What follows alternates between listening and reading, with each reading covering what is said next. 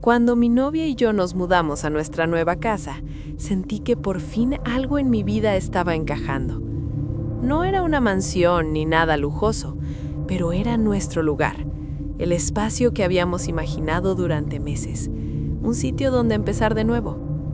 Rescatamos juntas a nuestra gata, Bella, y verla recorrer cada rincón de la casa como si siempre hubiera vivido allí, nos hizo sentir que habíamos tomado la decisión correcta. Todo parecía tranquilo, demasiado tranquilo. La única cosa extraña era la casa de al lado. Estaba abandonada, a medio remodelar, ventanas cubiertas de polvo, el jardín descuidado y una sensación constante de abandono.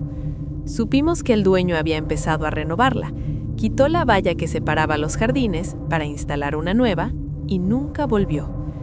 Eso dejó algo incómodo. Nuestro jardín y el suyo quedaron conectados, sin ninguna barrera. Detrás de esa casa había otra vivienda. Allí vivían varios hombres jóvenes. A veces, cuando llegábamos a casa, los veíamos cruzar el jardín de la casa abandonada para salir a la calle. No interactuaban con nosotras, simplemente pasaban. No le dimos importancia. La primera noche, salimos al jardín. Hablábamos de cosas simples, disfrutando el aire fresco. En algún momento levanté la vista hacia las casas de atrás, solo por curiosidad. Entonces, lo vi. Un hombre estaba de pie frente a una ventana oscura. No se escondía, no se movía, nos miraba fijamente. No había luz detrás de él. Su rostro estaba completamente inexpresivo. No parecía curioso, parecía vacío. Al principio pensé que solo era alguien observando a las nuevas vecinas, pero pasaron los minutos. 10, 20, 30. Seguía allí. La incomodidad se convirtió en miedo. Entramos a la casa sin decir nada. Los días siguientes fueron normales.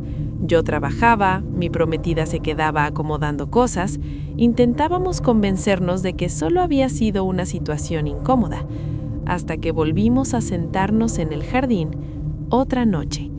Estaba oscuro, el cielo despejado. De pronto escuchamos madera moviéndose. Desde el límite del jardín, 3 hombres aparecieron de la nada. Se quedaron mirándonos. No dijeron nada al principio. Sentí que si no hablaba, no se irían. Pregunté si estaban bien. Uno de ellos, el más joven, sostenía una bolsa grande. Nos ofreció pastillas de detergente robadas.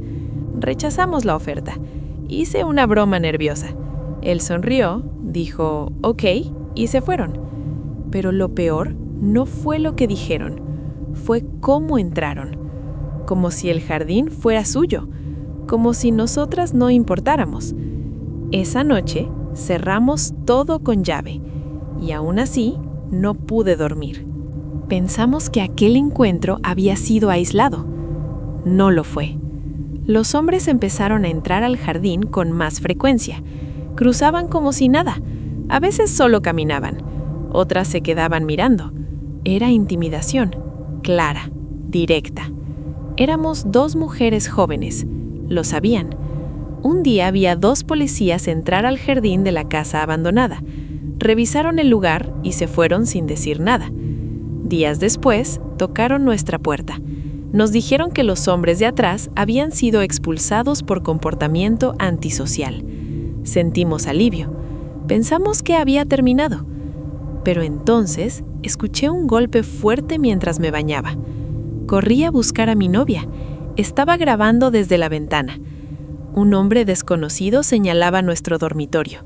Cuando notó que lo veíamos, corrió hacia nuestra casa, probó la manija de la puerta y luego comenzó a golpear las ventanas de la casa abandonada. Llamamos a la policía. Nada cambió. Después vinieron los silbidos de madrugada, los golpes en la ventana, las noches sin dormir. Una mañana encontramos nuestra cámara arrancada. La tarjeta SD había desaparecido.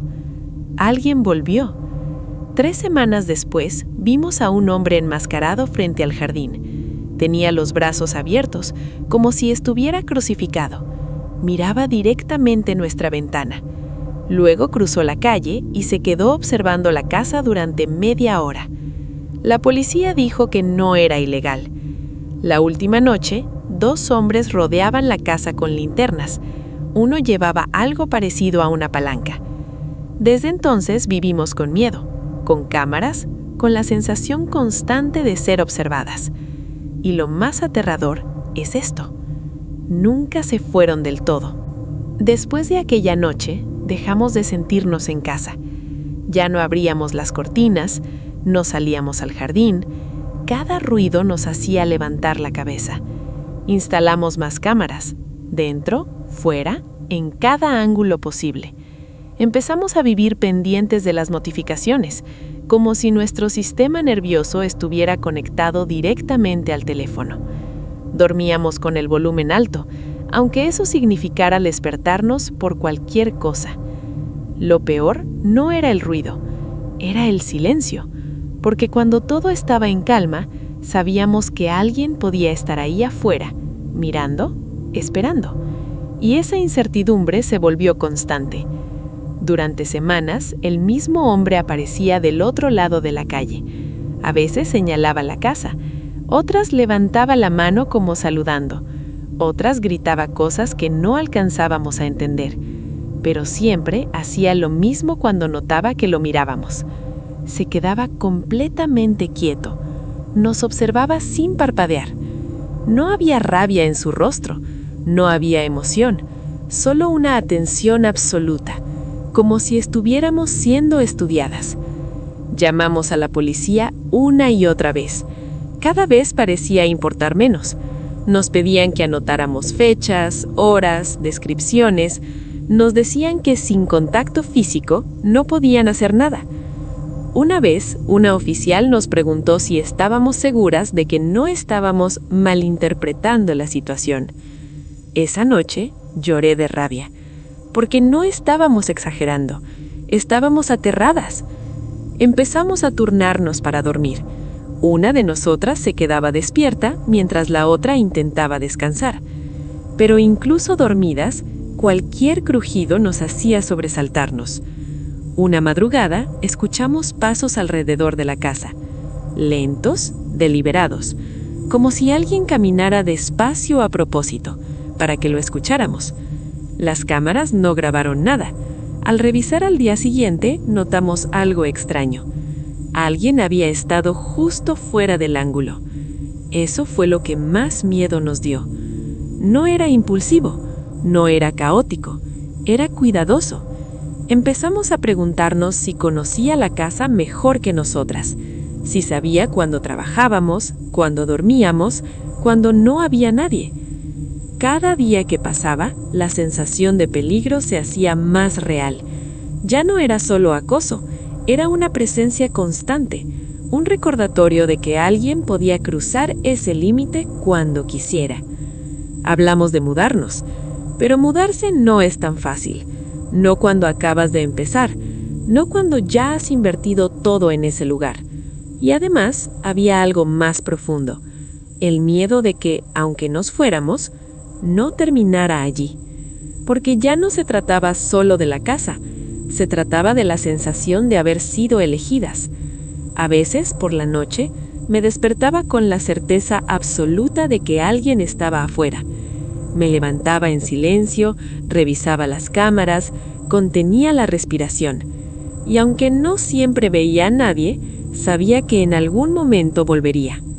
Hasta hoy, seguimos viviendo aquí, con las luces exteriores encendidas, con cámaras grabando todo, con el miedo como parte de la rutina.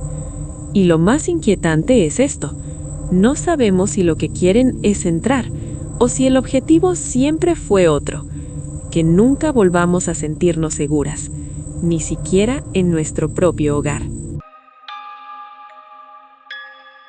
Antes de empezar, necesito decir algo. No estoy loca. Sé cómo va a sonar todo esto. Lo sé. Paranoia, exageración, imaginación, pero cada cosa que voy a contar pasó de verdad. Todo comenzó después de terminar con Caleb. Estuvimos juntos casi 2 años. No era violento, nunca me golpeó, pero era controlador de una forma más sutil, más peligrosa. Le gustaba saber dónde estaba, con quién hablaba, cuánto tiempo tardaba en responder mensajes. Si decía algo 2 veces, esperaba que fuera exactamente igual. Después de dejarlo, hice todo lo correcto. Cambié de número, cerré mis redes sociales, me mudé de departamento. Quería desaparecer de su vida. Pensé que lo había logrado, hasta que conocí a la barista. Fue un martes por la mañana. Entré a una cafetería pequeña cerca de mi nuevo departamento. Apenas había ido un par de veces. Cuando me acerqué al mostrador, la chica me sonrió, pero algo en su expresión me hizo detenerme. Inclinó la cabeza y dijo: «Buenos días, Sunshine». Me quedé helada. Ese era el apodo que Caleb usaba conmigo. No era común, y no lo decía con cariño, lo decía con burla, especialmente cuando estaba molesta. Me dije que era coincidencia, nada más. Días después, pedí un viaje compartido al trabajo. El conductor era un hombre mayor. No dejaba de mirarme por el espejo retrovisor. De pronto dijo, como quien no quiere la cosa: «¿Alguna vez descubriste de qué estabas huyendo?». Era una frase exacta, palabra por palabra. Caleb me la había dicho una vez, inclinado hacia mí con una media sonrisa. Sentí un nudo en el estómago. Luego empezó a pasar más seguido.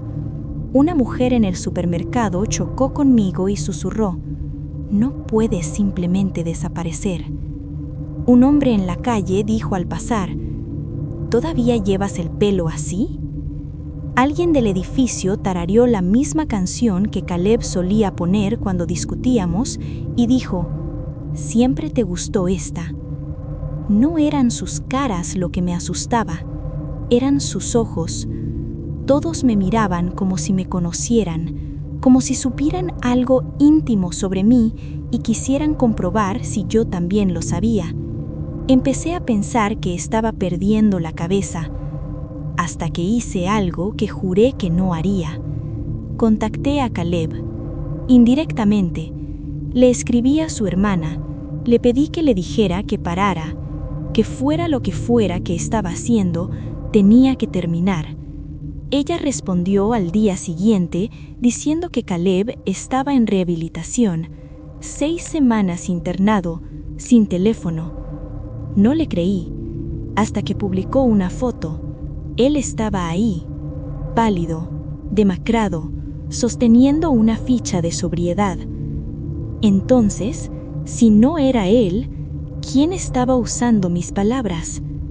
Empecé a vivir con miedo de las caras, no de la gente en general, sino de las expresiones, de esa forma específica en la que algunos me miraban como si estuvieran esperando que yo reaccionara, como si supieran algo íntimo sobre mí y quisieran comprobar si yo también lo sabía.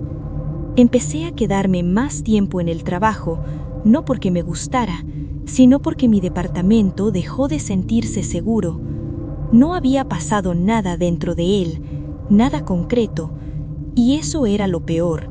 El miedo no necesitaba pruebas. Una noche salí tarde, alrededor de las 10. Caminé las pocas cuadras hasta mi edificio con los auriculares puestos, pero sin música. Un truco viejo para escuchar si alguien venía detrás. Cuando doblé la esquina de mi calle, lo vi. Un hombre joven sentado en el escalón del edificio de enfrente. Tenía la capucha puesta y la cabeza baja.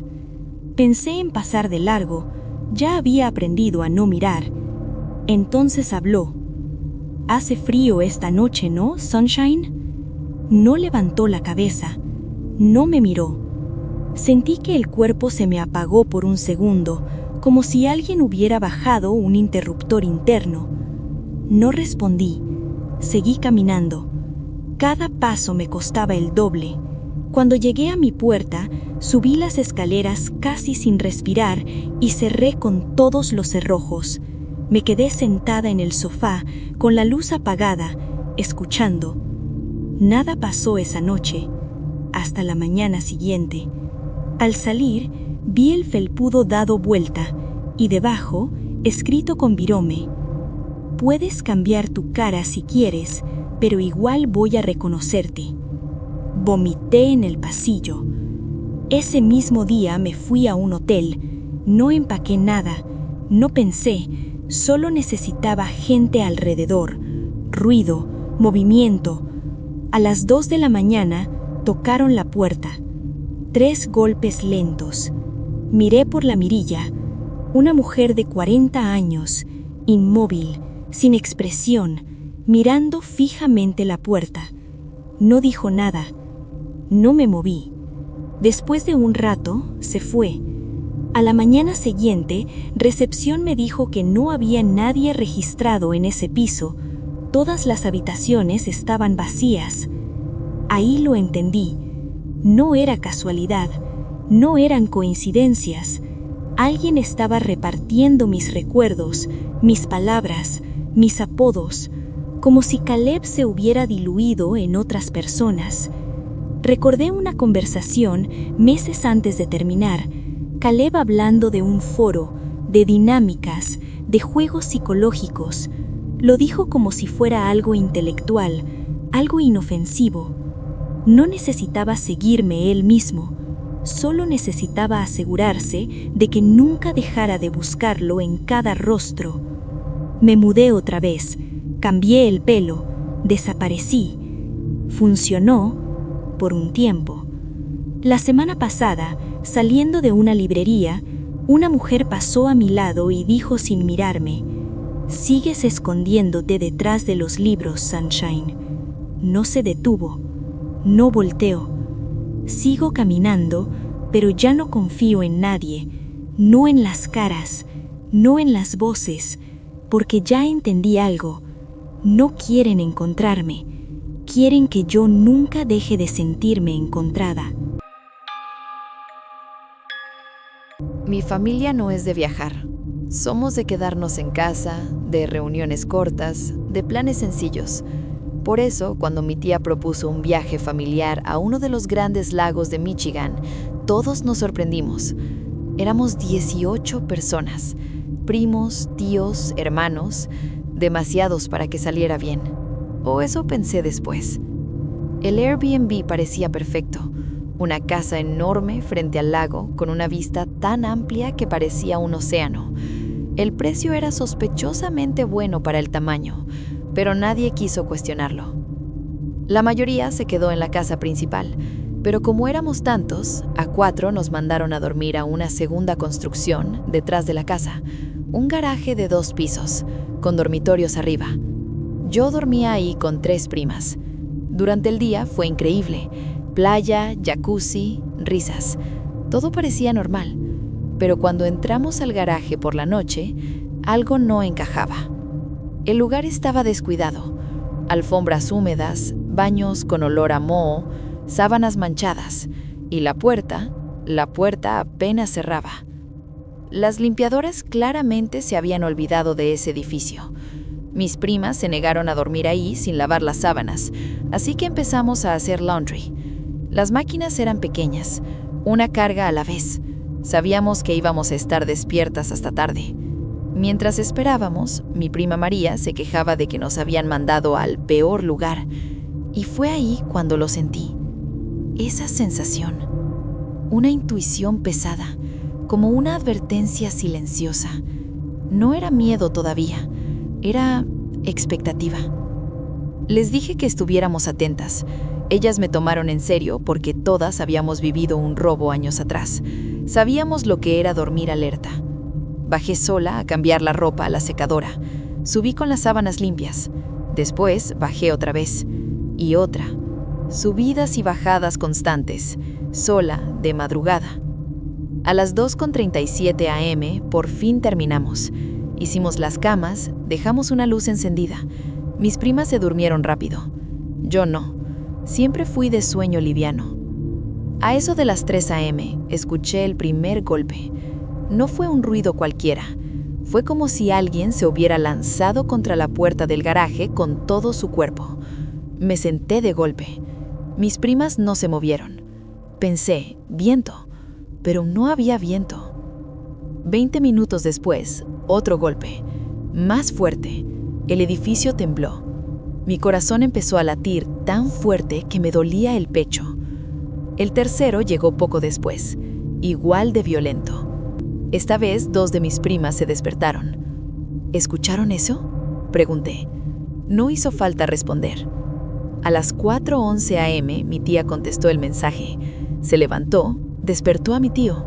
Nos dijeron que no bajáramos. Minutos después, escuchamos golpes suaves. Era mi tío, con mi papá y otros primos mayores detrás. Ahí supe que no era nada normal. Agarren sus cosas, nos dijo. Hay alguien afuera. Sentí que el estómago se me caía. Corrimos a la casa principal. Toda la familia empezó a despertarse. Nadie entendía qué pasaba. Mi tía contó que cuando salió con mi tío, vio a un hombre parado detrás del garaje. No escondido, no huyendo, mirándolos. Cuando mi tío le gritó, ¡Hey!, el hombre no reaccionó. Simplemente se dio vuelta y desapareció. No caminó, no corrió, no hizo ruido. Desapareció. No había huellas, no había sonido de pasos. Y entonces apareció algo más. 2 cartas de bufón. Una en la casa principal y otra en el garaje. La del garaje estaba doblada, retorcida, casi burlona. Ahí empezó el verdadero miedo. Después de lo ocurrido, nadie volvió a dormir. Nos apiñamos en la casa principal como pudimos. Colchones en el piso, mantas, sofás. Mi mamá me cedió su cama. Nadie quería estar solo y mucho menos cerca de ventanas. El silencio que quedó después fue peor que los golpes. No había viento, no había ruidos del lago, solo ese silencio espeso, como si el aire estuviera esperando algo.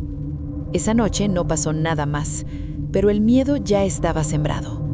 A la madrugada siguiente, mi mamá se despertó alrededor de las 4. Dormía en el sofá, frente a los ventanales que daban al lago. Dijo que no abrió los ojos, pero escuchó pasos en el porche. Pasos lentos, deliberados. No se movió. Luego oyó algo peor, a alguien intentando abrir la puerta del sótano. El picaporte tembló, el seguro vibró. Abajo dormían mis hermanos y mis primos. Mi mamá corrió hacia el sótano. Cuando llegó, el ruido había parado. Nadie estaba ahí.